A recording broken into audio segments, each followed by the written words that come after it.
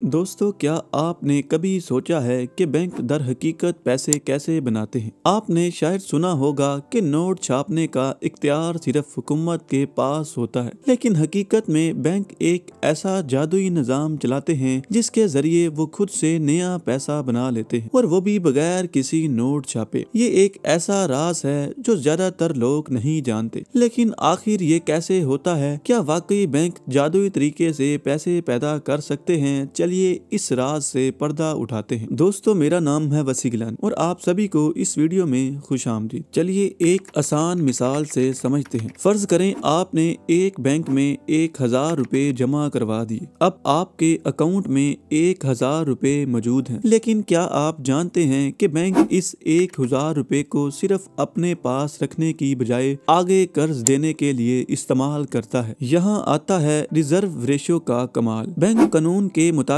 अपनी जमा शुदा रकम का सिर्फ एक छोटा हिस्सा मसलन 10% अपने पास रखता है, जबकि बाकी 90% पैसा कर्ज के तौर पर आगे दे देता है। मसलन अगर आपने 1000 रुपए जमा कराए तो बैंक सिर्फ 100 रुपए अपने पास रखेगा, बाकी 900 रुपया वो किसी और शख्स को कर्ज देगा। लेकिन कहानी यही खत्म नहीं होती। जिस शख्स को 900 रुपया कर्ज मिले वो भी वही पैसा किसी और बैंक में जमा करवा देगा, और ये नया बैंक भी इसी 90% रकम को मजीद आगे कर्ज दे देगा। यही अमल बार बार दोहराते हुए वही असल 1000 रुपए जादुई तरीके से 10,000 रुपए में बदल जाते हैं। ये निज़ाम फ्रिक्शनल रिजर्व बैंकिंग कहलाता है, और ये जदीद बैंकिंग का बुनियादी असूल है। इसका मतलब ये है कि बैंक असल में वो रकम नहीं रखता जो इसके अकाउंट्स में नजर आ रही होती है, बल्कि वो एक ही रकम को बार बार कर्ज देकर नया पैसा बनाता है। लेकिन सवाल ये है कि ये पैसा आता कहाँ से है? क्या बैंकों के पास कोई खास मशीन है जो जादुई तरीके से दौलत पैदा करती है?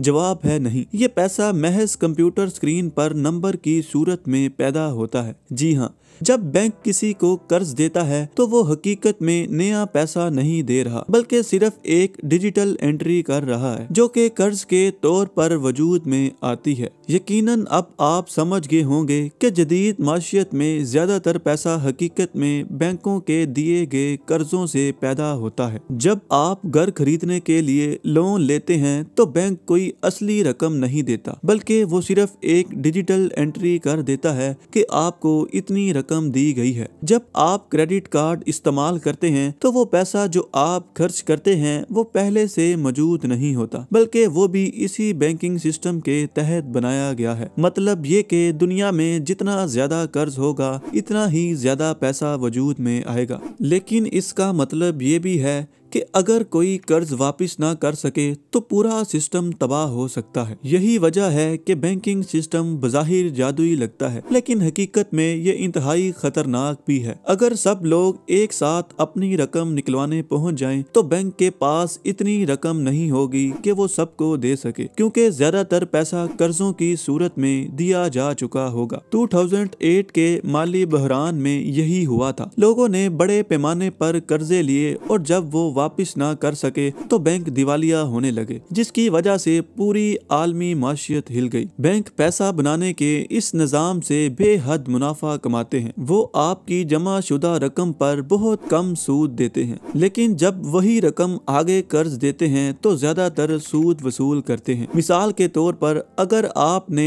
1 लाख रुपए जमा कराए तो बैंक आपको सालाना 5% सूद देगा, यानी कि 5000 रुपए देगा। लेकिन अगर वही 1 लाख रुपए किसी को 15% सूद पर कर्ज दे तो वो 15,000 रुपए कमाएगा। मतलब ये कि बैंक लोगों के पैसे से ही पैसा बनाते हैं और इस पर मुनाफा कमाते हैं। अब सवाल ये पैदा होता है, क्या ये निजाम वाकई एक जादू है या ये एक ऐसा खेल है जिसमें आम लोग हमेशा हारते हैं? बैंक पैसा नहीं छापते, लेकिन वो डिजिटल एंट्रीज के जरिए नया पैसा बनाकर माशियत को कंट्रोल करते हैं। यही वजह है कि जो लोग इस सिस्टम को समझते हैं वो बेहतर माली फैसले करते हैं, जबकि जो लोग इसे नहीं समझते वो हमेशा कर्जे के जाल में फंसे रहते हैं। तो दोस्तों, आपके ख्याल में ये बैंकिंग सिस्टम दुनिया के लिए फायदेमंद है या नुकसानदा? अपनी राय कमेंट्स में जरूर दें। और अगर आप मजीद दिलचस्प और हैरान कुन वीडियो देखना चाहते हैं तो हमारे चैनल को सब्सक्राइब लाजमी कीजिएगा। शुक्रिया।